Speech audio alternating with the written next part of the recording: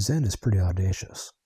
Not only is it telling you that reality is completely different from what you've been led to believe, but it's also saying that this other reality, Dharma, has been going on all your life, right under your nose, and you've been asleep to it.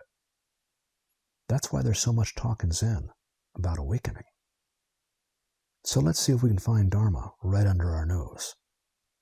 Let's look out our kitchen window and see what's there. When you look out your kitchen window into the yard, the most remarkable thing is this.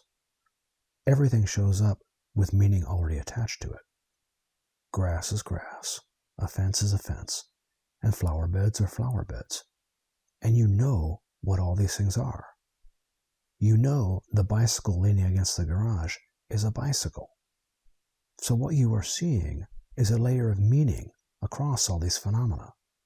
And this meaning seems to be already there when you look. Here's what I want you to think about. All that meaning is already there because you are already involved with all these things. It's your yard. You've been going out there every day for the last 5 years. The fence was built by the previous owner and is starting to sag.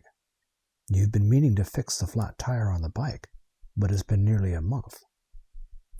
In this way, you are involved with all these objects, and they are involved with you. Your fates are entwined, so to speak. This exact moment of bicycle arises from you getting a flat tire and leaning it against the wall 4 weeks ago.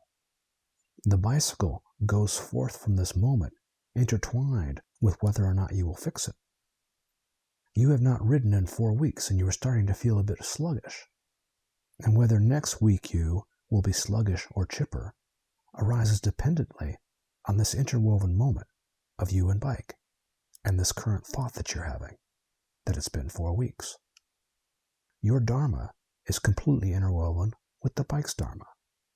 You and bike are dependently arising upon each other and condition each other going forth from this moment.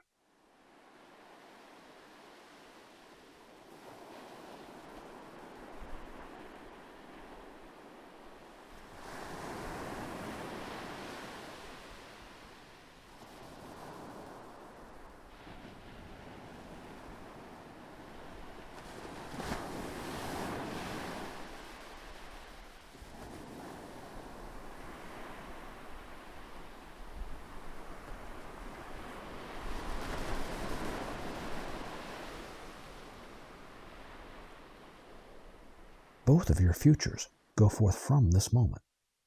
Neither you nor bike are isolated entities traveling forward in time along imaginary separate paths.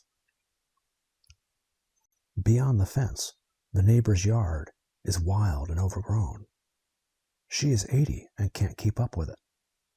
You've been thinking about taking the lawnmower over and doing her a solid. So she is all intertwined with the yard going wild, and you are intertwined with that intertwinement. Not to mention that all this intertwinement is entwined with sun, rain, her husband passing away last winter, and her son who lives 300 miles away. All these dharmas are intertwined and are arising into this exact phenomenal moment of you looking across at her yard, thinking about lawnmower and bicycle. All these dharmas go forth.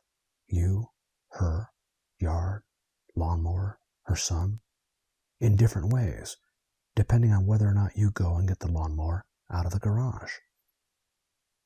Here's the most important part. The self that is involved in this phenomenal moment is not a separate self observing separate objects across empty Cartesian space. This moment of self, of you, is being generated by how you are encountering the dharmas that make up this phenomenal moment. And the self that will be goes forth from this moment. You, bike, neighbor's yard, all go forth from this moment. Instead of isolated things in Cartesian space, all moving through time towards some future location, world occurs as phenomenal moments like this, as countless interwoven dharmas, all arising into each other and all going forth dependent upon each other. This is what's really going on. When you do not inject empty space and Cartesian edges into the phenomenal moment, you and bicycle are all woven together. The same is true with you in the neighbor's yard, and the sun and the rain. The distinction between you, world, and moment becomes meaningless, which is to say, the distinction between self and not self falls away.